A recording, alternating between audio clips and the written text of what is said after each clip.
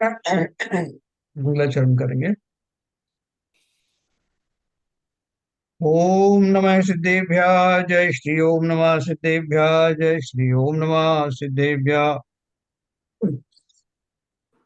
मंगलम भगवान वीरो मंगलम गौतमो गणि मंगलम कुंद कुंदाद्यो जयंदर्मोस्तु मंगलम।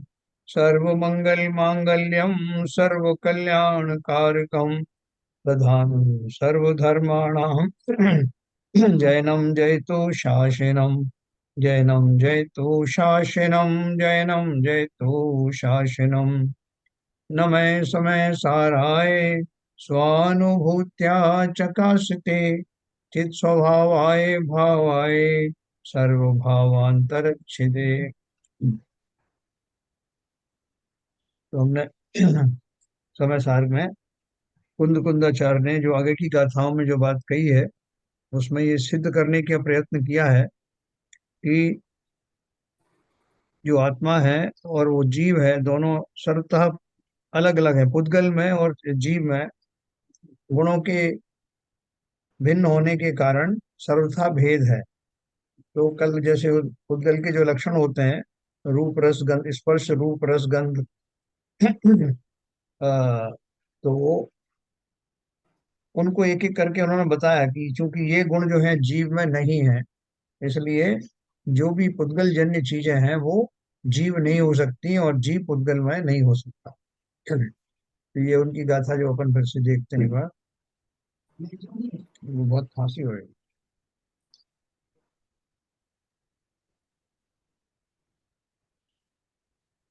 देखिए, हमने इस तरह से एक कल रस रस के बारे में पढ़ा था। इस प्रकार छह तरह से रस के निषेध से वह अरस है ना।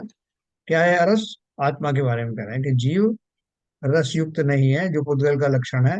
इस प्रकार जीव वास्तव में पुद्गल द्रव्य से अन्य होने के कारण उसमें रूप गुण भी विद्यमान नहीं है, इसलिए अरूप है ना। इसी को वर्ण नाम से भी गुण बताया ना, वर्ण। जो रूप रूपी होते हैं वही वर्ण उनका होता है। तो यहाँ उसको वर्ण कह लो या उसमें रूप कह लो, ये उसमें नहीं है, इसलिए जीव अरूपी है। उद्गल द्रव्य के गुणों से भी भिन्न होने के कारण स्वयं भी रूप गुण नहीं है, इसलिए अरूप है। मतलब स्वयं में तो अरूपन है ही, कोई दूसरा और अरूप वाली वस्तु भी उसके अंदर में प्रविष्ट नहीं हो सकती। परमार्थ से उद्गल द्रव्य का स्वामीपना भी उसे नहीं होने से द्रव्येंद्री के आलम्बन द्वारा भी रूप नहीं देखता, इसलिए अरूप है ना। जो आंखें हैं, आंखों से जो देखने की बात हो रही है, वो देखता नहीं है, लेकिन उसको संवेदन जरूर करता है। जो उसके ज्ञान में जो कुछ भी ये झलकते हैं, उन झलक की उसे ज्ञान होता है। बाकी वो तो देखने का जो भाव है, जो जिस तरह से जिसे देखना कहते हैं, वो देखने का कोई उसके अंदर में गुण नहीं, इसलिए वो अरूपी है। ना वो दिखाई देता, दोनों बात है। परमार्थ से पुद्गल द्रव्य का स्वामी पना भी उसे नहीं होने से द्रव्येंद्री के आलम्बन द्वारा भी रूप नहीं देखता। जैसे मैं आंख का स्वामी हूँ, तो स्वामी होने से मेरे कहने से आंख देखेगी, लेकिन मैं उसका स्वामी भी नहीं हूँ, क्योंकि उद्गल द्रव्य अन्य द्रव्य है और एक द्रव्य दूसरे द्रव्य का कुछ भी करता नहीं हो सकता। इसलिए वो आंखें आदि जो है वो जीव की नहीं होने से द्रव्येंद्री के माध्यम से ग्रहण किया गया वो दृश्य भी वास्तव में आत्मा के खाते में नहीं आता। अपने स्वभाव की दृष्टि से देखने में आवे तो छायोक्षमिक भाव का भी उसे अभाव होने से वह भावेंद्री के आलम्बन द्वारा भी रूप नहीं देखता, इसलिए अरूप है ना। देखने का अर्थ क्या है? जैसे आंख से देखा जाता है उस तरह से वो देखता नहीं, या और दूसरी इंद्रियों से भी जो देखा जाता है। इसलिए सब जगह आपको एक बात मिलेगी कि जीव अपने ज्ञान की पर्याय को जानता, ज्ञान में होने वाले जो झलक है उसको जानता है। वस्तु को डायरेक्टली वो देखता नहीं। जैसे मैंने आपको एक उदाहरण बताया था कि जैसे पानी में उथराते हुए कोई भरी हुई, पानी से भरी हुई कोई नदी है, उसमें कोई जो वस्तुएं हैं उनको देखने के लिए पानी में अगर ज्ञान है तो वो देखता है कि मेरे इस वाले भाग में एक चौकी के रूप में, चौकी के आकार वाला कोई ऑब्जेक्ट तैर रहा है।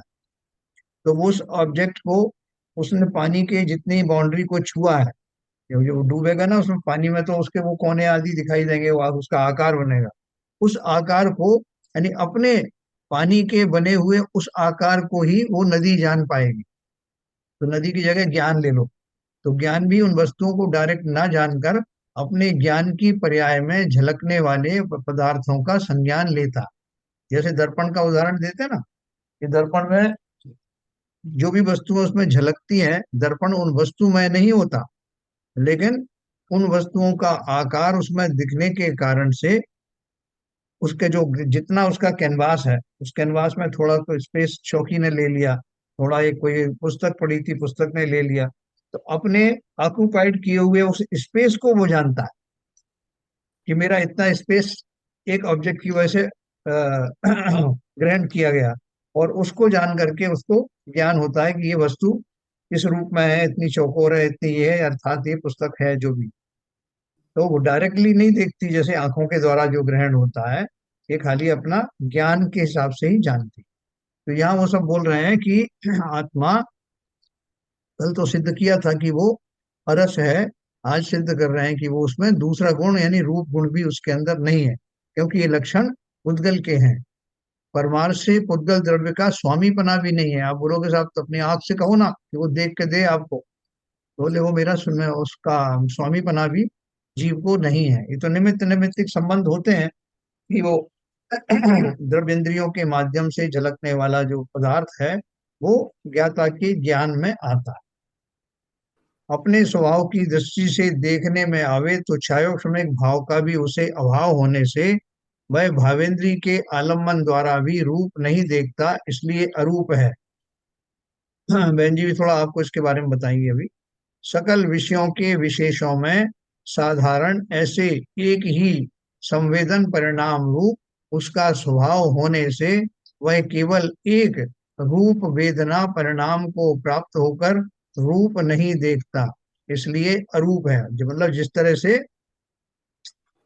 वेदन करना होता है किसी गुण का, उसमें ऐसे रूप का कोई वेदन नहीं होता, उसे समस्त ज्ञेयों का ज्ञान होता है ना। परंतु सकल ज्ञेय ज्ञायक के तादात्म्य का निषेध होने से रूप के ज्ञान रूप परिणमित होने पर भी स्वयं रूप रूप से नहीं परिणमता, इसलिए अरूप है। इस प्रकार, इस तरह छह प्रकार से रूप के निषेध से वह अरूप है? पहले उनको अरस कहा, फिर कहा अरूप है। अब तीन चार गुण और हैं जो गंध आदि हैं।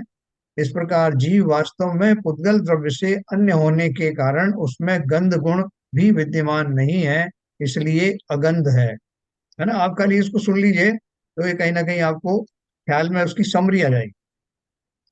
पुद्गल द्रव्य के गुणों से भी भिन्न होने के कारण स्वयं भी गंध गुण नहीं है, इसलिए अगंध है।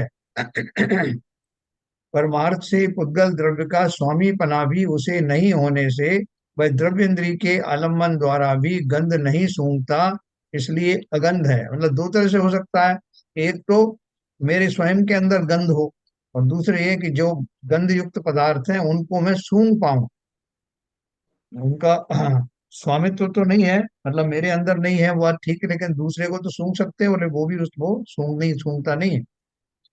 परमार्थ से पुद्गल द्रव्य का स्वामी पना भी उसे नहीं होने से वह द्रव्येंद्री के आलम्बन द्वारा भी गंध नहीं सूंघता। जैसे अपना रस का है ना, कि जो जिव्या इंद्री के ऊपर में आने वाली जो वस्तुएं, भोजन कौन करता है? भोजन किसने किया? बोले भोजन करना किसे कहते हैं?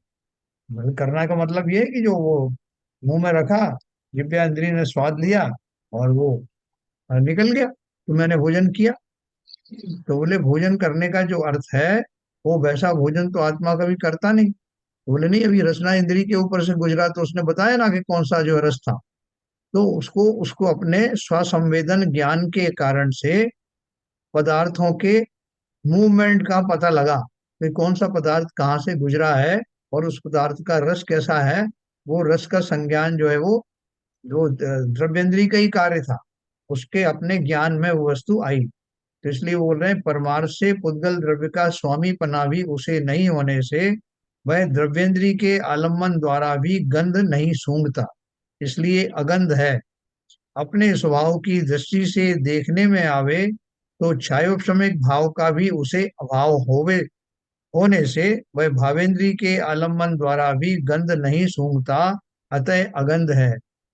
सकल विषयों में भी बताऊंगा आपको उसके बारे में। सकल विषयों के विशेषों में साधारण ऐसे एक ही संवेदन परिणाम रूप उसका स्वभाव होने से वह केवल एक गंध वेदना परिणाम को प्राप्त होकर गंध नहीं सूंघता, अतः अगंध है। वो गंध में व्याप्त नहीं होता, जैसे गंध होती है उसमें पूरी तरह से व्याप्त होकर के उसको देखता नहीं है, इसलिए वो अगंध है।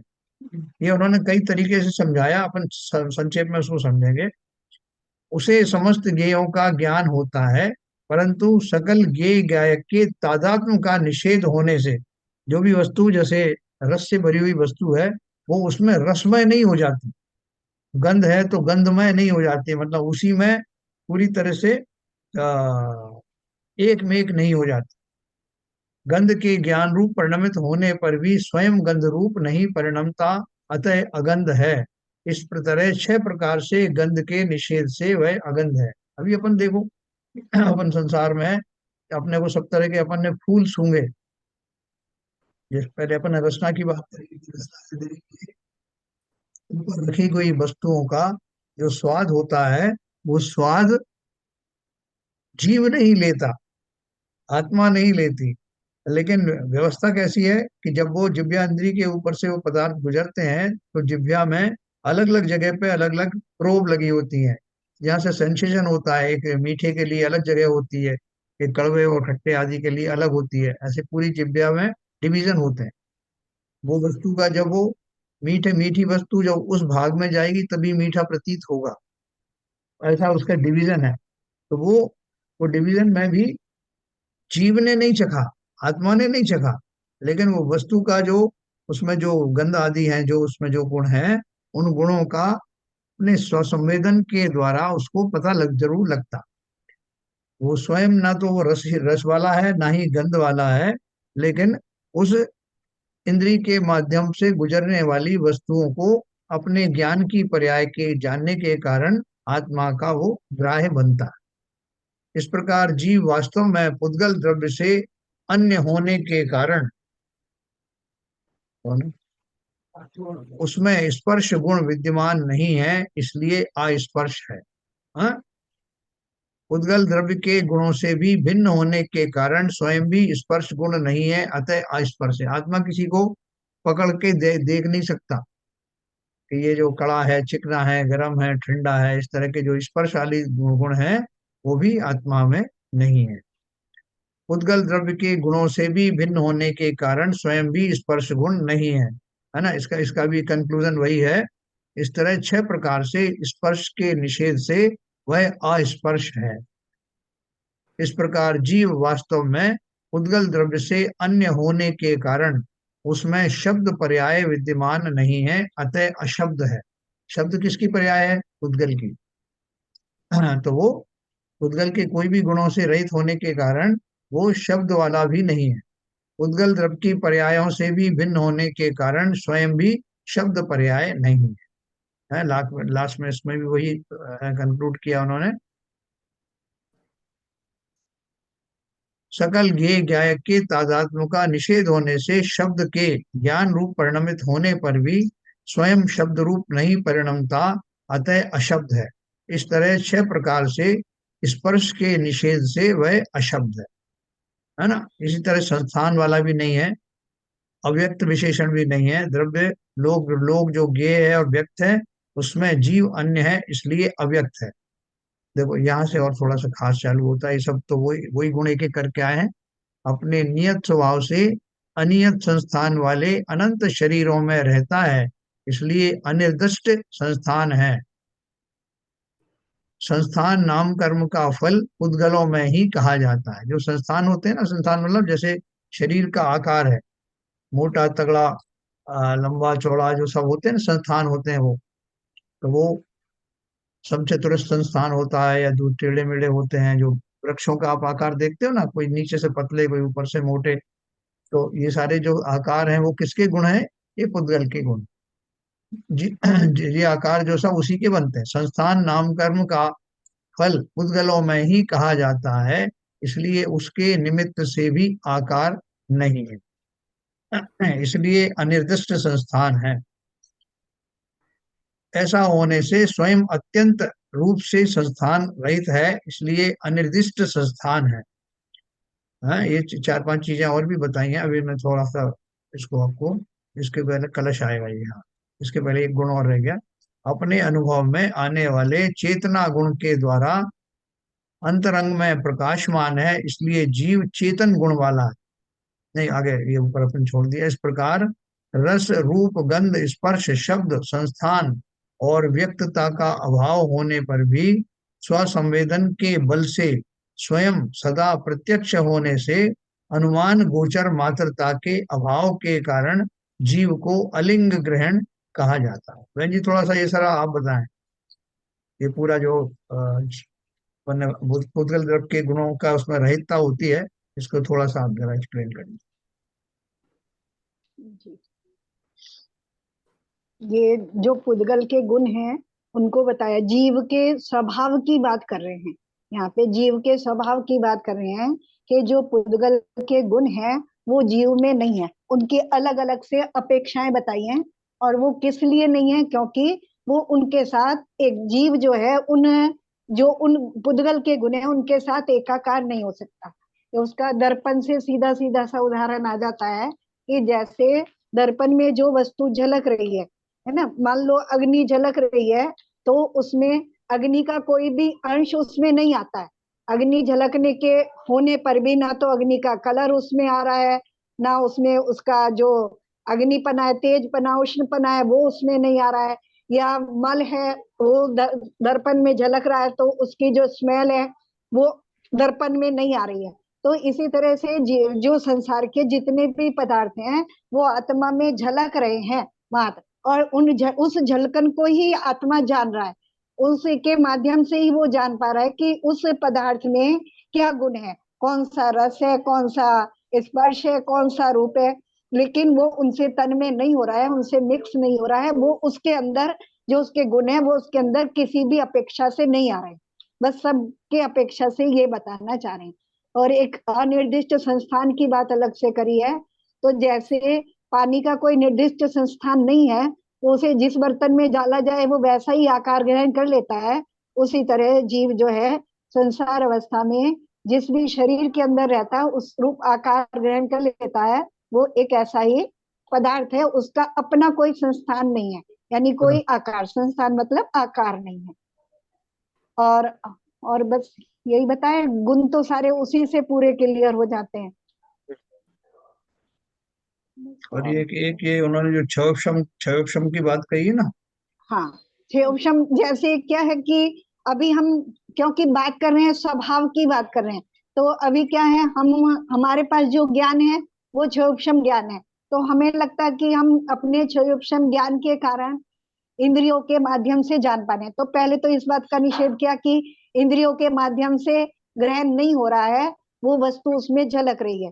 फिर कह रहे हैं कि अगर हम ये सोचते हैं कि हम अपने क्षयोक्षम ज्ञान के कारण उसको ग्रहण कर पा रहे हैं, तो वो क्षयोक्षम ज्ञान के कारण भी उसका ग्रहण नहीं हो रहा है। क्षयोक्षम ज्ञान के कारण तो बस इतना काम हो रहा है कि जितना ज्ञान का पर्दा खुला है उतनी चीजें उसमें झलक रही हैं, बस इतना काम कर रहा है। लेकिन सूक्ष्म ज्ञान ये ग्रहण नहीं कर रहा है। ज्ञान का काम ये ग्रहण करना नहीं है कि बाहर वो पदार्थ स्पर्श में कैसा है, उसका रंग कैसा है, उसका रूप कैसा है। वो तो ज्ञान में अंदर झलकने से वो उसकी जानकारी कर रहा है, बस वो उसके साथ तन्मय नहीं हो रहा है। सूक्ष्म ज्ञान भी उसके साथ उस पुद्गल के गुण के साथ तन्मयता को प्राप्त नहीं हो रहा है, तो सूक्ष्म ज्ञान से भी उसकी प्राप्ति नहीं हो रही है। ठीक है भाई, सबको समझ में आ रहा है? किसी का कोई प्रश्न हो तो पूछ सकते हैं। वही कंपैरिजन किया है सर, हाँ जो पहले उसमें स्पर्श वाला आया था, हाँ रचना आया, सारे वही हाँ, फिलोसफी वो लग। सब में वही लागू हो रहा है। जब आंख के माध्यम से हम इस चीज को समझ सकते हैं, या दर्पण के माध्यम से समझ सकते हैं कि वो आत्मा का जो स्वभाव है वो उसका झलकाने का, जो जितने भी द्रव्य हैं उन सबको झलकाने का उसका काम है, और जो उसके अंदर झलक रहा उसको उसको जानने का काम है। ये उसका काम है, उनके और साथ मिक्स होकर के उन्हें जानने का काम नहीं है। तन्मय नहीं होता, उसमें मिक्स नहीं होता। अग्नि का तो उसके अपन ने, हाँ, हाँ, उसके गुणों को किसी भी तरह से ग्रहण नहीं करता है। दर्पण का तो उदाहरण अपन ने कल भी दिया था, और वही हम्म, वही बात बिल्कुल सटीक उसी के ऐसे ही जान सकते हैं कि वो वस्तुएं सब उसके सामने होकर के गुजरती है, सब वो जानने में आता है, लेकिन वो उसमें नहीं होता। हाँ, और इसलिए इन्होंने एक शब्द दिया है ना, अलिंग ग्रहण। लिंग हाँ, मतलब चिन्ह, कोई चिन्ह से उसको ग्रहण नहीं किया जा सकता, हाँ, चिन्हों से ग्रहण नहीं करता है, इसलिए अलिंग ग्रहण है। अपने अपने को अपने अनुभव मात्र से जानता है, किसी चिन्हों से नहीं जानता है। वस्तुओं को भी जो उसके अंदर झलक रही हैं अपने ज्ञान से उनको जानता है, उनके चिन्हों को ग्रहण करके उनको नहीं जानता है। और आत्मा स्वयं भी अपने आप को उसी तरह से जानता है, इसलिए उसको अलिंग ग्रहण शब्द दिया है। मतलब चिन्हों से रहित जो उसको ग्रहण किया जा सकता है, यानी अनुभव के माध्यम से उसको जाना जा सकता है। बहन जी अरूपी का भी बताइए थोड़ा सा। अरूपी का मतलब यही है कि अ, आत्मा का कोई रूप से मतलब रंग, मतलब रूप हम कैसे देखते हैं, रंगों के माध्यम से। रूप का काम, देखने का काम कौन कर रहा है? आंखें कर रही हैं, है ना। आंखें रूप देखती है ना, कि ये वस्तु लाल है, सफेद है, काली है। तो आंखों का काम रंग को ग्रहण करना है, उसको रूप का है ना। तो रूप, तो वो जो है वो भी उसके साथ, जैसे आंख में कोई काले रंग की चीज चमक रही है, या दर्पण में काले रंग की चीज चमक रही है, या लाल रंग की या सफेद रंग की, जैसी चीज है वैसी चमक तो रही है, लेकिन फिर भी दर्पण काला, लाल या सफेद रूप नहीं हो रहा है, उस रंग रूप से एकाकार नहीं हो रहा है। तो ऐसे ही आत्मा भी जिस रूप को ग्रहण कर रहा है उससे एकाकार नहीं हो रहा है। तो इस अपेक्षा से कहा जा रहा है कि वो उसको ग्रहण नहीं कर रहा है, तो वो रूप रहित है। दर्पण फिर भी दर्पण ही है, आंख फिर भी जैसी है वैसी की वैसी बनी है, उस रूप को देखने के बाद भी वैसी की वैसी बनी है। तो वो उस अपेक्षा से कहा जा रहा है कि वो उसको ग्रहण नहीं कर रही है। बराबर। ठीक। ठीक है, सभी जो गुण हैं पुद्गल के, सबके बारे में वो इसी सिमली से ही वो साबित होते हाँ, हैं, देखो दर्पण के कोई भी माध्यम से। कथन है ना उसमें हम अपेक्षा लगा लेंगे, क्योंकि एक ही चीज के लिए, जहाँ अपना जो दर्शन है वो एक ही चीज में विरोधी गुणों को एक साथ कथन करता है ना। अब विरोधी गुणों को एक साथ कथन करता है तो हम उसको कैसे स्वीकार करें? तो वहां हम अपेक्षा लगाएंगे कि किस अपेक्षा से कहा जा रहा है। जैसे एक स्त्री को माँ भी कहा जा रहा है, बहन भी कहा जा रहा है, पत्नी भी कहा जा रहा है, बेटी भी कहा जा रहा है, तो वहां हम अपेक्षा लगा के समझ पाएंगे ना उसको। जिसकी वो माँ है उसकी बेटी नहीं है, जिसकी बेटी है उसकी माँ नहीं है। तो इसी तरह से यहाँ पे जो जीव के स्वभाव की बात कही जा रही है, यहाँ कहीं तो कहा जा रहा है कि जैसे अभी परसों विभाव भाव की, राग द्वेष की परिणामों की बात हो रही थी कि ये जीव के भाव नहीं है। फिर एक दफे एक बार कहा जाता है कि ये जीव के ही है, अन्य हम्म, किसी के नहीं है। तो वहां हम अपेक्षा से देखेंगे, है ना। जब हम शुद्ध स्वभाव की अपेक्षा से देख रहे हैं, तो क्योंकि वो निमित्त के बिना नहीं होते हैं तो वो जीव के नहीं है। और जब हम अपेक्षा लगा करके देखेंगे कि वो कर्मों के निमित्त से जीव में ही उत्पन्न होते हैं, तो कोई भी कथन है उसको हम अगर अपेक्षा लगा लेंगे कि किस अपेक्षा से कहा जा रहा है, तो वो कथन हमारा वहां फिट हो जाएगा और वो चीज हमें समझ में आ जाएगी। बिल्कुल बस सही। हमें अपेक्षा समझनी है कि वो कथन किस अपेक्षा से किया जा रहा है। वो शुद्ध स्वभाव की अपेक्षा से किया जा रहा है, विभाव की अपेक्षा से किया जा रहा है, एक ही चीज को शुद्ध द्रव्य को दृष्टि में रखकर किया जा रहा है, या मिले हुए द्रव्य को अशुद्ध द्रव्य को दृष्टि में रखकर किया जा रहा है। बस वहां अपेक्षा समझेंगे कि किस अपेक्षा से कथन किया जा रहा है। तो मुझे तो ऐसे समझ में आया है। तो ये सही सही बोला मैं जी, बिल्कुल हाँ, बहुत। वही वही है उसका, हाँ, और कुछ बिल्कुल नहीं, यही सिंपल है। सिंपल सिंपल हाँ, लॉजिक। और कुछ, हाँ, और कुछ भी नहीं है इसके अलावा, बस यस यस। पूरे ग्रंथ में यही है बस। क्योंकि अब क्या है, आचार्य इसको स्पेशल क्यों बता रहे हैं? क्योंकि जो कुछ सामने है वो तो हमें दिख ही रहा है, वो तो वो हमें वो दिखा रहे हैं जो उसके पीछे है। और उसके पीछे वो हमें दिखता तो है नहीं, तो इसलिए हमें प्रश्न उठते हैं उसमें कि हमें दिख तो ऐसा रहा है, और आप जो है वो बता रहे हो जो उसके पीछे है। हाँ, अपन बोलते हैं कि रस का ज्ञान तो मुझे ही होता है, गंध का हाँ, ज्ञान मुझे ही होता है। हमें ही तो हो रहा है, जीव को ही तो हो रहा है, और किसी को तो नहीं हो रहा। बिल्कुल। तो हमें लगता है कि हमें ही हो रहा, लेकिन वो तो और उसको डीप में जा करके दिखा रहे हैं कि ज्ञान हो तो रहा है, लेकिन कैसे हो रहा है वो उसमें सिर्फ झलक रहा है, दिख रहा है, जाना जा रहा है। जैसे अभी आप लैपटॉप में कोई चीज खोलो और उसके बारे में कुछ पढ़ो, तो लैपटॉप उसकी चीज, उसके बारे में हर चीज बता दे रहा है कि ये इसका रंग है, ये इसका टेस्ट है, लेकिन क्या लैपटॉप में वो सब है? वो वस्तु वैसी की वैसी उसमें उपस्थित है क्या? नहीं है, मात्र उसका चित्र उपस्थित है। तो ऐसे ही आत्मा में हर वस्तु का मात्र चित्र उपस्थित है, वस्तु उपस्थित नहीं है। जब वस्तु उपस्थित नहीं है तो वस्तु के गुण भी वहां उपस्थित नहीं है। बराबर। तो आप कंटिन्यू करेंगे बहन जी? हाँ जी। यहाँ से शुरू कर दीजिए। अपने अनुभव में आने वाले चेतना गुण के हाँ, द्वारा, हाँ अलिंग ग्रहण बोल। तक का अपन ने पढ़ा। हाँ, अपने अनुभव में आने वाले चेतना गुण के द्वारा सदा अंतरंग में प्रकाशमान है, इसलिए जीव चेतना गुण वाला है। यह चेतना गुण समस्त वि- प्रतिपत्तियों। थोड़ा सा बड़ा कर दीजिए भाई साहब। वह चेतना गुण समस्त विप्रतिपत्तियों को, विप्रतिपत्तियों यानी जीव को अन्य प्रकार से मानने रूप झगड़ों को नाश करने वाला है, जिसने अपना सर्वस्व भेद ज्ञानी जीवों को सौंप दिया है, जो समस्त लोकालोक को ग्रासीभूत करके मानो अत्यंत तृप्ति से उपशांत हो गया हो। इस प्रकार अर्थात अत्यंत स्वरूप सौख्य से तृप्त होने के कारण स्वरूप में से बाहर निकलने का अनुद्यमी हो। इस प्रकार सर्वकाल में किंचित मात्र भी चलायमान नहीं होता, और इस तरह सदा लेश मात्र भी चलित अन्य द्रव्य से असाधारणता होने से स्वभाव भूत है। स्वभाव की बात कर रहे हैं, जीव के स्वभाव की बात कर रहे हैं कि जो जीव का जो स्वभाव है वो किस प्रकार का है? चेतना गुण वाला है ना। चेतना बने से ही वो अंतरंग में प्रकाशमान है, और जो चेतना गुण है वो कैसा है? जीव को अन्य प्रकार से मानने रूप झगड़ों का नाश करने वाला है। जैसे चेतना गुण के माध्यम से कि वो चैतन्य है, चेतनामय है, तो चेतना है वो अनुभव के माध्यम से जानने में आ रही है। अनुभव, और उसका काम भी अनुभव करना है ना। दूसरे को भी अनुभव से जानने में आ रही है और अपने को भी अनुभव से जानने में आ रही है। तो कह रहे हैं कि वो, और उसके अलावा जो अन्य भेद करते हैं, कोई कहते हैं पांच तत्वों से, पंचभूतों से मिलकर बना है, कोई कहता है एक ईश्वर का अंश है। तो जब हम चेतन गुण रूप उसको और त्रिकालिक चेतना गुण से संपन्न है ऐसा जब हम उसको स्वीकार कर लेते हैं, तो बाकी सारी मान्यताएं वहां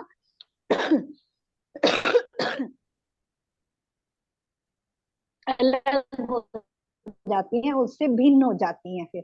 तो जिसने अपना सर्वस्व भेद ज्ञानी जीवों को सौंप दिया है, और जो समस्त, हाँ, जिसने अपना सर्वस्व भेद ज्ञानी जीवों को सौंप दिया है, यानी भेद ज्ञानी जीव ने उसको अपने सर्वस्व पने से स्वीकार कर लिया है, प्राप्त कर लिया। जिसने भेद ज्ञान कर लिया उसने अपने चेतन तत्व को प्राप्त कर लिया है, उसको स्वीकार कर लिया है।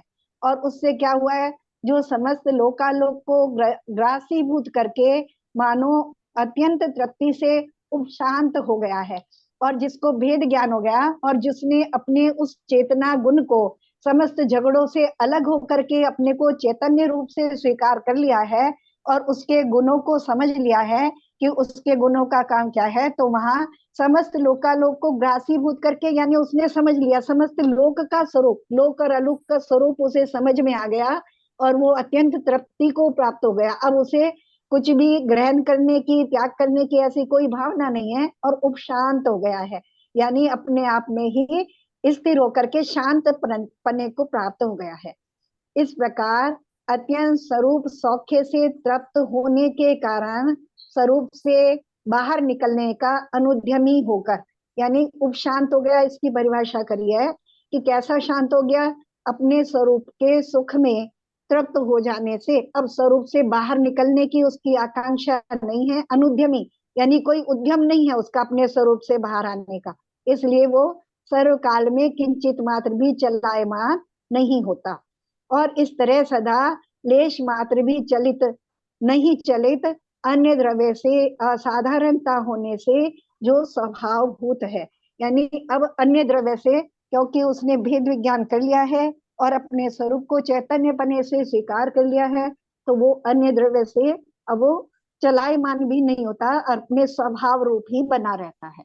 ऐसा वस्तु के स्वरूप को बता रहे हैं कि इस तरह से अपने आप को स्वीकार कर लेने पर जो जीव की स्थिति होगी उसका यहाँ इस पैराग्राफ में उन्होंने वर्णन किया है। ऊपर भेद विज्ञान कराए हैं, पूरा भेद विज्ञान है ना, अन्य द्रव्य से उद्गल द्रव्य के गुणों से सब जीव को पूरी तरह भिन्न करके आए हैं, भिन्न करके आए हैं, तो वहां भेद ज्ञान हो गया। और भेद ज्ञान होने के बाद जीव की स्थिति क्या होगी उसका इस पैराग्राफ में उन्होंने वर्णन किया है। उसके अपने गुणों के बारे में चेतना से शुरू किया है। हाँ, और उसका बताया कि उसका फल कैसा होगा, उसकी स्थिति कैसी होगी, उसके लक्षण कैसे होंगे। ऐसा चैतन्य रूप परमार्थ स्वरूप जीव है जिसका प्रकाश निर्मल है, ऐसा यह भगवान इस लोक में टंकोत के बिन ज्योति रूप विराजमान है। तो ये तो कल भाई साहब ने बताया था, टंकोत किरण भी कल बताया था उन्होंने। अब इसी अर्थ का कलश रूप काव्य कहकर ऐसे आत्मा को अनुभव की प्रेरणा करते हैं। अब आत्मा बता दिया कि उसका स्वरूप कैसा है, भेद विज्ञान से उसको बता भी दिया, ये भी बता दिया, उसके बाद जीव कैसा वो करेगा। तो अब कह रहे अब उस आत्मा को अनुभव करने की प्रेरणा करते हैं कि उसका ऐसी आत्मा का जिस समय अनुभव होगा तो अब ऐसा फल होगा, तो आप उसका अनुभव करें, ऐसी प्रेरणा करते हैं। का श्लोक यही है। सकलमपि व्यायाय चित्सक्तिरिक्तं स्फुटतरमवगायं स्वं च शक्तिमात्रम् इमामुपरि चरन्तं चारु विश्वस्य साक्षात् कलयतु परमात्मात्मानमात्मन्यन्तम् अनन्तम्। चित शक्ति से रहे अन्य समस्त भावों को मूल से छोड़कर और प्रगट रूप से अपने चित्त शक्ति मात्र भाव का अवगाहन करके समस्त पदार्थ समूह लोक के ऊपर सुंदर रीति से प्रवर्तमान ऐसे यह एकमात्र अविनाशी आत्मा का भव्य आत्मा में ही अभ्यास करो, साक्षात अनुभव करो, है ना। अब एक बार फिर से ऊपर ले जाइए भाई, बहुत अच्छा सा जो चीज ऊपर कह आए उसी को सार रूप से कह रहे हैं कि चित्त शक्ति से रहे अन्य समस्त भावों को। चित्त शक्ति मतलब चेतन शक्ति की बात कर रहे हैं, क्योंकि चेतना गुण आत्मा का है। तो चैतन्य शक्ति से रहित जितने भी समस्त पदार्थ हैं या भाव हैं, यानी मिले हुए जो भाव हैं, चित्त शक्ति में भी जो मिले हुए भाव हैं जिनमें अन्य द्रव्य मिला हुआ है, उसको भी छोड़ करके, मूल से छोड़ करके, उनको जड़ से छोड़ करके प्रगट रूप से अपने चित्त शक्ति मात्र भाव का अवगाहन करके, मतलब समस्त चित्त शक्ति से भिन्न जितने भी पदार्थ हैं उनसे अपने आप को हटा करके बिल्कुल पूरी तरह से मूल से छोड़कर, यानी पूरी तरह से उनसे अपने आप को हटा करके अपनी चित्त शक्ति मात्र जो भाव है उसमें अवगाहन करके, यानी उसी का निरंतर चिंतन करके, उसी में नित्य तन में रह करके समस्त पदार्थ समूह लोक के ऊपर। तो लोक कैसा है, समस्त पदार्थों का समूह है। और जब हम उन सब से भिन्न हो गए, उन सब से ऊपर अलग सुंदर रीति से प्रवर्तमान ऐसे यह एकमात्र अविनाशी, अब उससे भिन्न होकर के अब कैसा रह गया, एकमात्र, एक अकेला और अविनाशी। कैसा, क्योंकि जो समस्त पदार्थ हैं वो किसी अपेक्षा से तो वो भी अविनाशी हैं, लेकिन यहाँ अपने को देखना है और उनसे, क्योंकि उनके साथ मिलकर के जितने वे भाव इत्यादि उत्पन्न होते हैं वो सब विनाशिक होते हैं। तो यहाँ एकमात्र यानी अपने स्वयं को अब अपने आप को देखना है, और कैसा देखना है? अविनाशी। आगे ऊपर करना वैसा।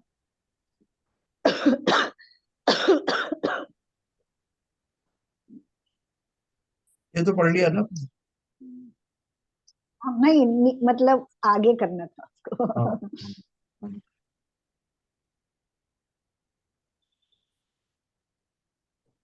भावार्थ। इसी का भावार्थ है ये।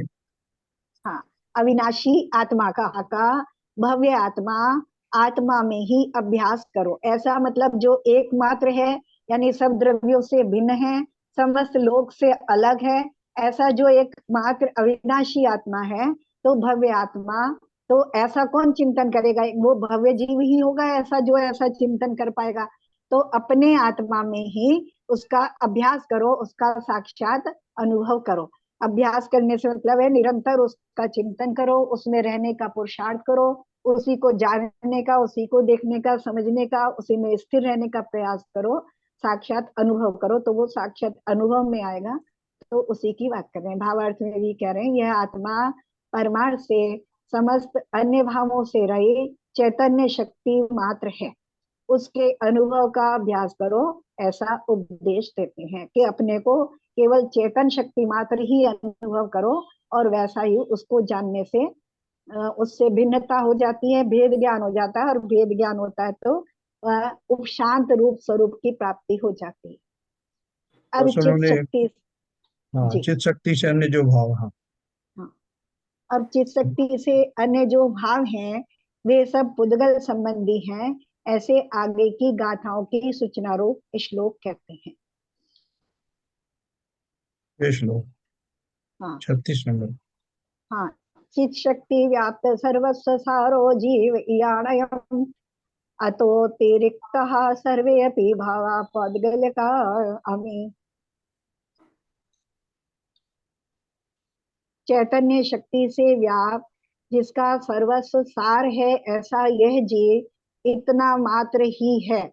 इस चित शक्ति से सुने, जो ये भाव हैं, वे सभी उद्गल जन्य हैं, उद्गल के ही हैं, है ना। अब अपेक्षा से बात कर रहे हैं, तो कहाँ ले जा रहे हैं? केवल एक जीव द्रव्य मात्र में ले जा रहे हैं। कैसे? जो शुद्ध स्वभाव रूप है, जिसमें और कुछ भी मिलावट नहीं है, उस मिलावट को अलग करके देख रहे हैं, है ना। तो कह रहे हैं, चैतन्य शक्ति से व्याप्त, जिसका सर्वस्व यानी सार है, चैतन्य शक्ति से व्याप्ति ही जो सब कुछ है, बस इसके अलावा और कुछ नहीं है। यह जीव इतना मात्र ही है, चैतन्य शक्ति मात्र ही है। इसलिए सब ऊपर बताया है कि उसमें रूप नहीं है, उसमें रस नहीं है, गंध नहीं है, उसमें स्पर्श नहीं है, उसका निर्दिष्ट संस्थान नहीं है, उसका कोई वक्तव्य नहीं है, शब्द नहीं है उसमें। तो ये सब ऊपर बताया है। तो इन सब से रहित है, और इन सब से रहित है तो कैसा है? बस चैतन्य मात्र है, और इतना मात्र ही है बस। इस चित शक्ति से सुने, जो ये भाव हैं, वे सभी पुद्गल जन्य हैं, और चेतना शक्ति से रहित जितने भी भाव हैं, जितने भी संसार की वस्तुएं हैं, पदार्थ हैं, वो सब पुद्गलिक हैं, पुद्गल जन्य हैं, यानी पुद्गल के निमित्त से उत्पन्न होने वाली हैं, पुद्गल के संयोग से उत्पन्न होने वाली हैं, तो इसलिए पुद्गल ही हैं। ऐसे आगे की गाथा का उन्होंने वो दिया है। ये गाथा है, इसमें 50 और 51 नंबर। जीवस्य नत्तिवर्णो न विगंधो न विरसो न वियभासो, न विरूपम न शरीरम न विसंठानम न सहननम। जीवस्य नत्तिरागो न विदोषो नैव विद्यते मोहो, नोपच्चया न कम्मम नो कम्मम चाविचय नत्ति। यही सब जो ऊपर बताया है, उसी तरह से नीचे बता रहे हैं। नहीं वर्ण जीव के गंध नहीं, नहीं स्पर्श रस जीव के नहीं, नहीं रूप रसायन नहीं, संस्थान नहीं तन भी नहीं, नहीं राग जीव के द्वेष नहीं, अरुमोह जीव के है नहीं, पत्य नहीं, नहीं कर्म अरुणो कर्म भी जीव के नहीं। शुद्ध जीव की बात कर रहे हैं, तो उसी को बता रहे हैं। ये आ जाते हैं, उसकी व्याख्या में आ जाते हैं। और भी है गाथा, अच्छा। 50-51 के बाद में तो ये कंटिन्यूस है, 52, 53, 54, 55। पूरी गाथाएं ले लें क्या? हाँ, बस खाली पढ़ दीजिए, नहीं, फिर टाइम हो जाएगा। हाँ, नहीं तो आप किसी को आप चर्चा कर लो, इसको कल ले लेना फिर आप हाँ, गाथाओं को सब। ठीक है, ठीक है, ठीक है। है ना? तो आप हाँ, तो ऐसे ही बता देंगे, आप बिना देखे बता दीजिए जो इनके सबके प्रश्न रहे या जो चर्चा ये वाला ले लीजिए। रहे। इसमें नई वर्ण जीव के गंध नहीं, वो जो अपन ने पढ़ा उसी की समरी। हाँ, वो तो यही जो ऊपर बता के आए हैं, तो यहाँ भी वही बता रहे हैं कि ये सब जीव में नहीं है। जीव बस। का वर्ण, कोई जीव का कोई रंग नहीं है, जीव में कोई गंध नहीं है, कोई स्पर्श नहीं है, कोई रस नहीं है, और सहनन और संस्थान भी नहीं है। सहनन कहते हैं ना, जैसे हड्डी इत्यादि होती है उसके हिसाब से सहनन होता है। 6 प्रकार के सहनन होते हैं, 6 प्रकार के संस्थान होते हैं। जैसे हम कहते हैं मोक्ष जाने के लिए वज्र वैशव नारा सहनन होना चाहिए, तो सनन वो भी तो पुद्गल का ही है, वो जीव के नहीं है। है ना? हाँ, अगर हाँ, अब ये हमें देखना है, तो अगर हम सिद्ध भगवान को देखें, तो सिद्ध भगवान कैसे हैं? शुद्ध जीव हैं। शुद्ध जीव में जो नहीं है, तो शुद्ध जीव का स्वरूप यहाँ दिखा रहे हैं कि वो सब जीव के नहीं है। है ना? तो नहीं राग जीव के, द्वेष नहीं, राग भी जीव का नहीं है, द्वेष भी नहीं है, क्योंकि राग द्वेष भी कर्म के उदय के निमित्त से उत्पन्न होते हैं।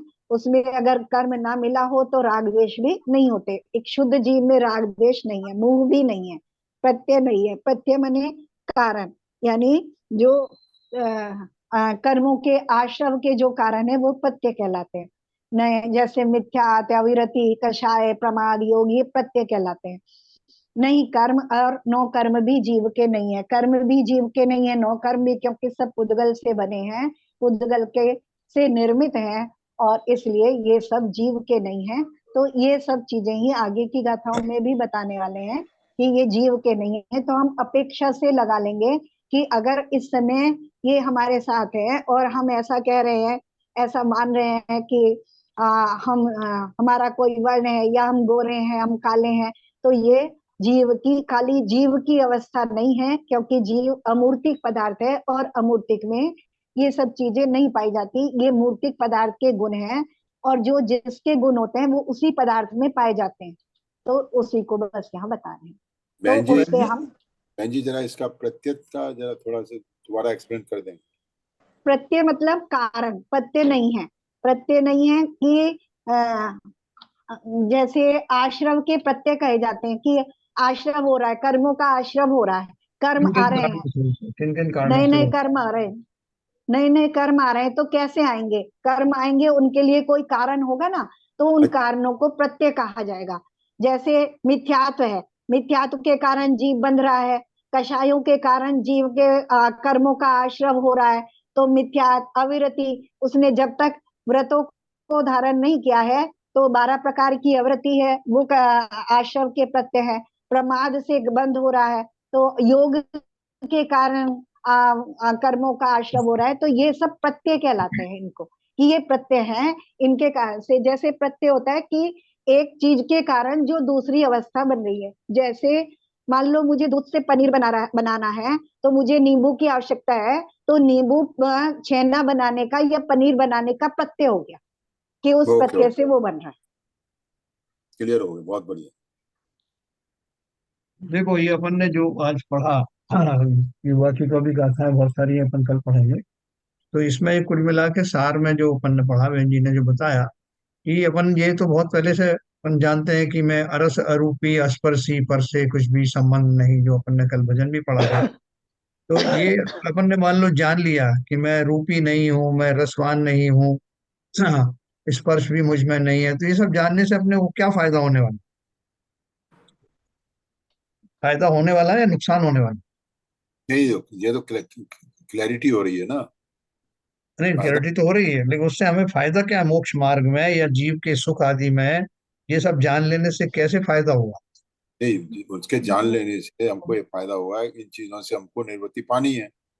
हाँ, वेद वेद वेद ज्ञान करने में हाँ, अपने को थोड़ा आलम्बन सही मिलेगा ना। ये जैसे जैसे आप क्लियर करते जाएंगे, सबकॉन्शियस हाँ। माइंड चीज क्लियर होती जाएगी कि जीव के समझ सकता है। वास्तविक गुण क्या हैं और पुद्गल पुद्गल के क्या हैं। क्या क्या चीजें हैं जिसको इसको सेपरेट करके अपने को करना है। नहीं तो इतना 4 लाइन में आपने पूरा बता दिया था, इतना हाँ बड़ा संसार ग्रंथ पढ़ने की भी जरूरत क्या है। तो जब हाँ। हर हर हर जो जो पद्य है उसमें कुछ न कुछ तो सार है ना, तो पूरा नहीं देखो, मेरा मेरा एक क्वेश्चन है जो जिस पे अपन डिबेट करेंगे सब लोग। क्वेश्चन ये है कि ये सब जान लेने से मुझे क्या लाभ होने वाला है? ठीक है, मेरा अरस हूँ, मैं अरूपी हूँ, स्पर्शी हूँ, तो इससे तो बल्कि मेरा नुकसान ही हो रहा है ना, कि मैं अपने आप की इतनी सारे वैभव मानता था, वो सब वैभव मेरे पास है ही नहीं। तो मुझे इससे तो दुखी हो जाना चाहिए ना। और नहीं, दुखी होना है तो अच्छा है, वो संसार में मौज मार्ग पर चलने की जरूरत क्या है। नहीं बताओ भाई, कोई लोग बताओ कि ये जानने से जैसे मुझे कैसे दुखों से निवृत्ति होगी और क्या लाभ मुझे होगा ये सब जानने से।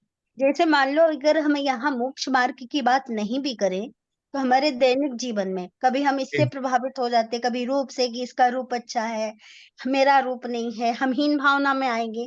तो बढ़िया। ये सब चीजें हमें ये बताएंगी कि हमारी चेतना इनसे भिन्न है, और उसमें अनंत शक्तिवीर जो भी गुण है, जो परमात्मा है ऐसे ही गुण है, पर हम इन सब से क्यों प्रभावित हो रहा है, थोड़ा देर हम अपने को समझा पाएंगे। हम यहाँ पे केवल डेली लाइफ की बात कर रहे हैं। तो जैसे मान लो ये रूप गंध की बात आई, जैसे मान लो किसी का रूप सुंदर है, कोई बहुत होशियार है, ठीक है, हम उस समय समझाएंगे कि भाई इनके अभी कर्मों का छायोपशम थोड़ा सा, कर्म इनके मतलब छायोपशम का इन द सेंस इनके कर्मों का उघाड़ ज्यादा, मतलब कर्म इनके जय कम श्री- हो गए और हमारे थोड़े ज्यादा है, इसलिए हम ऐसा नहीं कर पा रहे। अगर हम ये, हमें एक तो ये समता में हमारा स्वभाव में रहना हमको सिखा देंगे बहुत बढ़िया, कि भाई, बहुत बढ़िया। हाँ, तो ये हमें ऐसे समता में रहना सिखाएंगे। मतलब ये हमको, जैसे आपने कहा, हमें किसी से ईर्ष्या नहीं होगी कि ये मुझसे रूप में हाँ ज्यादा क्यों है, मेरे से उसमें हाँ ज्यादा क्यों है। ठीक है, एक तो हाँ। ये आपने सही बताया। और कोई बताए, ऐसे ही कुछ है क्या? और भी कुछ लाभ इसी जाति के हैं क्या दैनिक जीवन में? कोई हमारी कषायों में मदद आएगी क्या इस सब से? हमारे मोह राग द्वेष कम होंगे क्या और बढ़ जाएंगे? जब मिथ्यात्व भाव दूर होगा तो निश्चित रूप से हमारे कषाय भी मंद होंगे, और कषाय मंद होने से भेद विज्ञान में हमें ज्यादा समझ आ जाएगी कि हमें समता में रहना चाहिए। तो नहीं रहे समता में तो क्या आफत आ जाएगी? मतलब समता क्या में नहीं नुकसान रहेंगे तो क्या? कषाय कषाय में भरे रहेंगे और फिर मिथ्यात्व भाव ही रहेगा।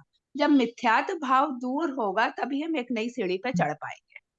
और हाँ, और बताएं, मिथ्यात्व भाव दूसरा, रहने से हम। आकुलता हमारी ज्यादा बढ़ जाती है। मतलब यहाँ पे हम कोई मोक्ष मार्ग का, हम डेली लाइफ में अगर हमें शांति का जीवन जीना है, अगर हमने ये सब कर लिया तो आगे के रास्ते तो अपने आप खुलेंगे हमारे जीवन में। अगर हम दूसरों से ही तुलना करते रहे, सब करते रहेंगे, तो आकुलता बढ़ती रहेगी। और और आकुलता बढ़ने का अर्थ है कि हमसे राग द्वेष होते रहेंगे। राग द्वेष होते रहने का अर्थ है कि हम और ज्यादा अशुद्ध बनते जाएंगे। तो ये और शुद्ध ज्यादा होने की क्या है? आकुलता हमारी बढ़ती जाएगी, आपने सही कहा। और आकुलता होना ही दुख का कारण है। और सब समस्त जीव सुखी होना चाहते हैं, निराकुल होना चाहते हैं। तो अगर ये सब चीजें मैं जान गया, तो मेरी आकुलता किस तरह से कम होगी? थोड़ा सा आपने बताया, और कोई बताएंगे? शैलेंद्र जी हैं? मैं इसमें कुछ कहना चाह रहा था। हाँ बोलिए।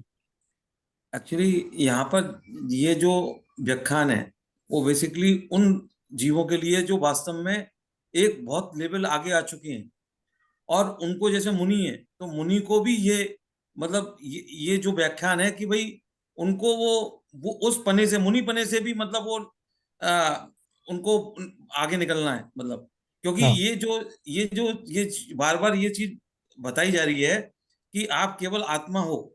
और ये जब हम इस लेवल पे आ जाते हैं कि जिस लेवल पे जैसे हमारे यहाँ चतुर्थ गुण हैं या पांचवें और छठवें गुण में हम हैं, और वहां हम इस चीज को वापस अपने उसका स्वाध्याय करते हैं, वापस सोचते हैं, तो हमको जो हम आज हमने व्रत ले लिए और जो हम आगे बढ़ चुके हैं उस चीज से भी आगे निकल के हमको एक लेवल आगे बढ़ने में हमको सपोर्ट करता है ये।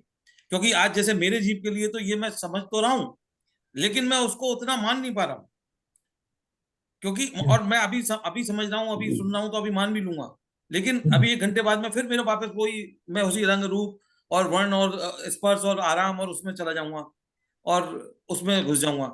लेकिन यदि यही चीज में, यदि मैं इस लेवल पर आ चुका हूँ कि मैं इन चीजों से मैं व्रत ले चुका हूँ, मैं एक लेवल पर आगे चुका हूँ, और वहां पर जाके मैं ये स्वाध्याय करता हूँ, वहां पर जाके मैं ये सारी चीजें सोचता हूँ, तो मेरे को जो जो लेवल पे मैं आ गया हूँ उससे भी आगे बढ़ने में मेरे को सपोर्ट मिलता है।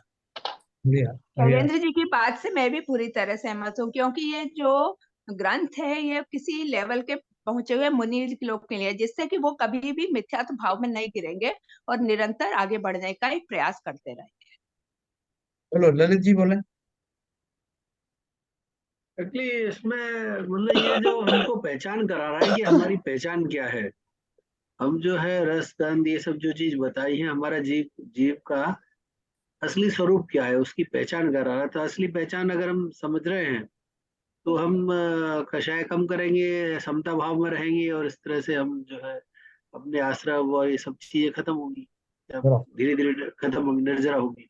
बिल्कुल सही अपने कहा। स्वरूप की पहचान करा रहे हैं, और उससे अगर हम पहचान गए तो भेद विज्ञान हो जाएगा, भेद विज्ञान हो गया हाँ, तो सम्यक दर्शन हो जाएगा, और सम्यक दर्शन हो गया तो बाकी सारी सीढ़ियां चढ़ी जाने वाले हैं बस।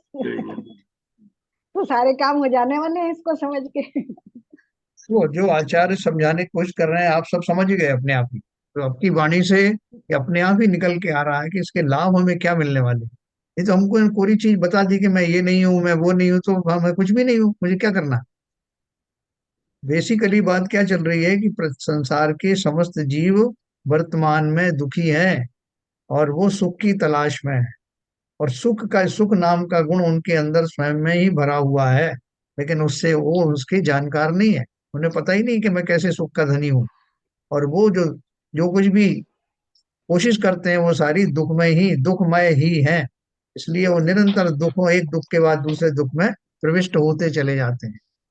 तो इसलिए उन्होंने बोला जिन पुद्गल पदार्थ, जिन्होंने बहुत अच्छा, सरिता जी ने, मीना जी ने, शैलेंद्र जी ने, सभी ने अच्छा पार्टिसिपेट किया, सीवीजन साहब ने, हम सब जो मिलकर के वास्तव में इन सब के कारण से मैं वो हूं ही नहीं जिसके पीछे मैं भाग रहा था, जिनसे मुझे ईर्ष्याएं होती हैं, जिनसे मुझे दूसरों के प्रति हाँ, इस तरह की जो प्रतिस्पर्धा आदि होती हैं, वो सारी समाप्त हो जाती है। किसके प्रति क्रोध करूं, किसके प्रति कषाय करूं, किसने मेरा क्या बिगाड़ा। ये सब जो भौतिक पदार्थ हैं वो किसी के नहीं है, मेरे तो क्या किसी के भी नहीं है। जिनके पीछे मैं परेशान हूँ, इसने उसको मार दिया, उसने उसको ये कर दिया, तो हमारे झूठे विश्वास के कारण, झूठी मान्यताओं के कारण, जो आप सबने बताया ना, इन कषायों में इसीलिए मैं प्रवृत्त हूँ कि मेरे भाव वास्तव में सच्चे भाव नहीं, मैं मिथ्यात्व में ग्रसित हूँ। सम्यक दृष्टिपना इसी को तो कहते हैं। मेरा कुछ भी नहीं है, मैं इनसे कहीं से जुड़ा हुआ नहीं। ऐसे भाव जब आ जाते हैं तो जीव को फिर सुख की राह अपने आप मिल जाती है। दुख के कारणों में बार बार जो इसलिए प्रविष्ट होते थे कि उनको सुख का कारण माना था, वो भ्रम दूर हो जाता है। तो इसलिए उनका मार्ग प्रशस्त होता है पूरी। लेकिन क्या है कि जब हम बार बार इसको क्यों पढ़ेंगे, ये इतनी सी बात जो मैंने अभी बताई आपको और अपन सबने बात करी, इतने के बाद में समय सार पूरा हो गया, आप काहे को पढ़ा रहे हैं। क्योंकि ये हमारा अनादि काल का मिथ्यात्व है, और एक हमारा विषय से हम हटते हैं तो दूसरे विषय में लैंड कर जाते हैं। इसलिए अगर बार बार हम इसको पढ़ेंगे, निरंतर इसका अभ्यास करेंगे, थोड़ा चिंतन भी करेंगे, तो तब जाकर के कुछ संस्कार हमारे बनेंगे। वरना तो हमने आज सुना और कल सा एक्चुअली जब जब तक मान्यता में नहीं आया तब तक प्रयास करते रहना है।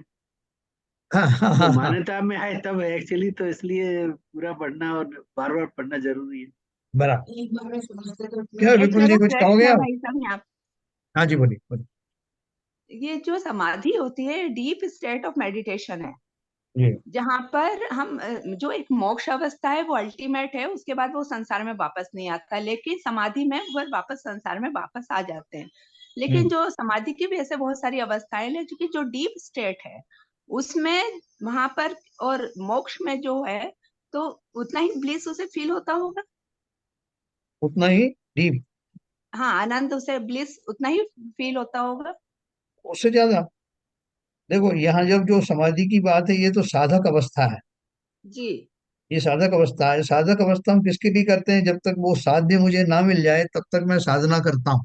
जी जब वो वस्तु मिल गई तो वह उस मिलने के बाद उसका रसपान ही करना है। जी। आगे की कोई साधना बाकी रही नहीं, कृत्य हो गया हमें। हम्म। जो वास्तव में जो समाधि आदि की जो बात चलती है, वो समाधि क्या है? वो एकाग्र पने का चरम सीमा है, जिसमें एकाग्रता आती है। हाँ। लेकिन उस एकाग्र होने के बाद सदा काल में एकाग्र ही बना रहूं, वो अवस्था जो है शुद्ध स्वभाव मोक्ष। में लौटने की अवस्था है। अच्छा। अच्छा, जहाँ पे व्याधि आदि उपाधि खत्म हो जाती है वहां पे समाधि मिलती है? बिल्कुल समाधि, समाधि से ऊपर की दशा, समाधि से भी ऊपर की दशा जो है, कि जो समाधि जिस कारण से ली थी, यानी जिस कारण से मैंने एकाग्रता की थी अपने अंदर में, वो एकाग्रता उस मुझे अब वहां तक ले गई कि मैं अब सदा के लिए अपने रूप में ही, अपने स्वभाव में ही तन्मय हो गया। तो अब समाधि का जो कारण था, जो कार्य था, जैसे कोई धनुर्धारी है, वो धनुर्विद्या सीख रहा है, बार बार बाणों से प्रैक्टिस करता है, ये सब करता है, उसके बाद में जो उसका मैक्सिमम उसमें स्कोर आ सकता है वो आने लगा। तो अभी वो क्या करे, उसने वो साधना कर ली ना, और उसको जी। कुछ करने शेष नहीं रहा। जैसे उनको अरंत को बोलते हैं कि वो कृत्य हो गए, मतलब जो उन्हें करना चाहिए था, जो भी किया जाना था, वो सब वो कर चुके। तो अब क्या करें, वो जो की हुई अवस्था है, जो पाई हुई अवस्था है, उसका रसास्वादन करना बस ये है कि मोक्ष अवस्था ये अल्टीमेट है, इसे संसार में वापस नहीं आते और ये है। समाधि में वापस आ जाते हैं, ये बराबर। टेम्परेरी है। ठीक है विपुल जी, आप रह गए, आपने कुछ शेयर नहीं किया। हम चले जाएंगे राग द्वेष में थोड़े थोड़े दिन के बाद। नहीं तो बिल्कुल अच्छा लग रहा है यार सब। मतलब मेरे भी वही कहना है जो सबने कहा है, तो कोई अलग तो है नहीं कुछ। नहीं, आप तो ये बताओ कि मतलब ऐसे क्या समय सारे जिंदगी पढ़ते रहेंगे हम? थोड़ा सा ही पढ़ी और थोड़ा सा आ जाना चाहिए। एक्चुअली में तो सर सही है, मतलब मुझे तो ऐसे लगता है कि मतलब एक बार जब बात समझ ली तो फिर बार बार क्यों पढ़ते हैं, ये बात कभी कभी मेरे पास आती तो है दिमाग में। लेकिन ललित जी ने जैसा कहा, अ, जब तक मान्यता में नहीं आता तब तक तो पढ़ना ही पड़ेगा, क्योंकि करत करत अभ्यास से जड़ मत हो सुजान। तो किसी ना किसी दिन तो क्लिक करेगा, किसी दिन ना किसी दिन तो हमें सबकॉन्शियस माइंड में बैठ के वो कभी ना कभी हमें सम्यक दर्शन जरूर प्राप्त होगा। इसलिए इसलिए लगे रहना है, पढ़ते रहना है, डिफरेंट डिफरेंट एंगल से उसी चीज को समझते रहना है। अ, तो तो किसी ना किसी दिन जरूर क्लिक करेगा। और दूसरा ये फायदा है कि डिफरेंट डिफरेंट एंगल से, डिफरेंट डिफरेंट चैप्टर से, डिफरेंट डिफरेंट गाथाओं से अ, जो थोड़े बहुत डाउट होते हैं वो और ज्यादा क्लियर होते चले जाते हैं। तो फायदा तो है। लेकिन जिस दिन सम्यक दर्शन हो जाएगा, जिस दिन आगे बढ़ जाएंगे, तो शायद शायद इन निमित्त की जरूरत भी ना पड़े आगे बढ़ने के लिए। तो बात तो सही है, मतलब एक एक अपेक्षा तो सही है कि एक ही बात है, उसको डिफरेंट डिफरेंट एंगल से बता के बार बार क्यों पढ़ना। लेकिन दूसरे एंगल से यह है कि जब तक हमारे व्यवहार में नहीं आता, जब तक हमारे व्यवहार में नहीं आता, तब तक तो पढ़ना ही पड़ेगा। नहीं, ऐसा भी है विपुल जी कि सम्यक दर्शन होने के बाद सप्तम गुण में मुनि पहुंचने, षष्टम गुण में पहुंचने के बाद भी मुनि समय सार का अध्ययन करते हैं। ये अध्ययन बराबर चालू रहता है और उसकी जो बेसिक चीज है, हर एंगल से दोबारा से, एक तो उस समय तक अपना जब उपयोग यहाँ लगा रहेगा, हम सांसारी अवस्था से दूर रहेंगे। दूसरा ये है, जितना आप उसको ज्यादा भिन्न भिन्न भांति से उसका विवेचन पढ़ेंगे तो चीजें और क्लियर होंगी, हमारा वेद विज्ञान और सुदृढ़ होता जाएगा। वेद विज्ञान होने के बाद भी हमें एकाग्रता रहने में, अपनी उपयोगिता को, उपयोग को शुद्ध भाव में लगाने में और ज्यादा बल मिलेगा। चलिए बहुत बढ़िया, सबने बहुत अच्छा डिस्कशन किया। एक दिन प्रमाण सागर महाराज जी बोल रहे थे, कह रहे थे एक बार उनकी बहुत तबीयत खराब हुई, मलेरिया रहा उन्हें 60 दिन तक और बहुत अच्छा। बुखार रहा। तो कह रहे थे एक दिन मुझे 107 बुखार था और मैं सूध बूध खोए हुए लेटा हुआ था। तो विद्यासागर महाराज जी आए, उन्होंने उनके शरीर पे हाथ लगाया, उनका हाथ लगते ही उन्हें ऐसा लगा जैसे मेरे शरीर में चेतना दौड़ गई।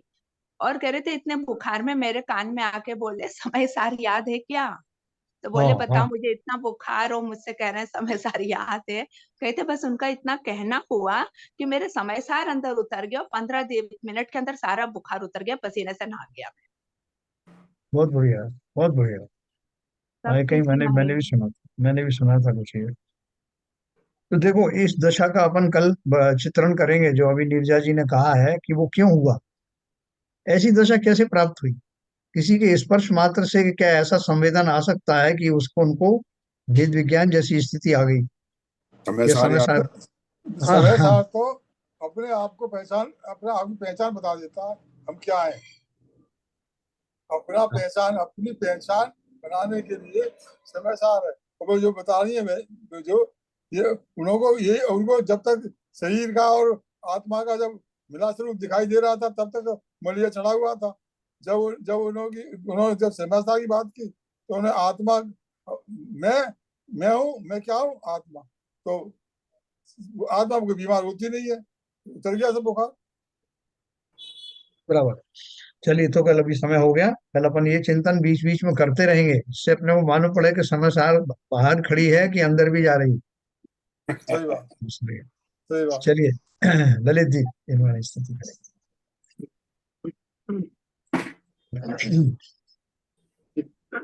मिथ्यात्म नाश वेको ज्ञान के प्रकाश वेको आपा पर भास वेको भानुसी बखानी इसकी है। आवाज आ रही, बंद कर दीजिए।